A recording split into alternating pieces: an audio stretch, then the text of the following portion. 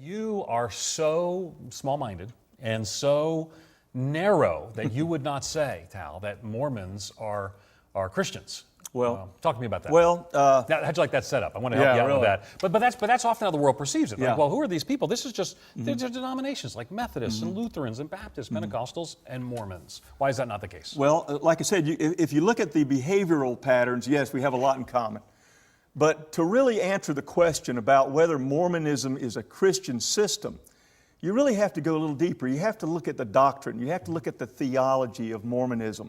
And I would go so far as to say that when you look at the differences, or look at compare side by side what Mormons believe about God and Christ and those key issues, we have very drastic differences, very radical concepts of those things. Let me give you an example.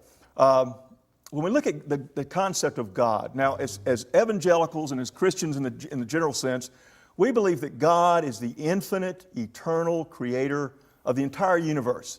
That He made everything, that He has always existed, He's omniscient, omnipotent, all those words that we use. And we say evangelicals, we would believe that, but pretty much anyone who would put the name there, I mean, you talk about Catholic, Orthodox. and I mean, yes. Anyone who would name themselves any variant of this stream would say that's the case. Yeah, that's what we understand about God.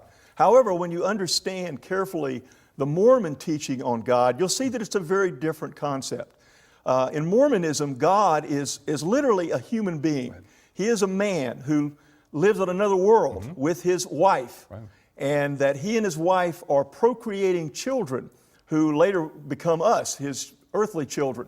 And God is a human being. He was at one time a person lived on another world, much like this one, but because of his obedience and because of his following his God, he was able to progress and to become what they call exalted. He was raised to godhood, he and his wife. And therefore, he created this world and populated this world, and now he is sort of the God of this world. But he is a physical being. He is limited by time and space. He did not create the universe. The universe is eternal. And so just at that very point, and it's not a triune God.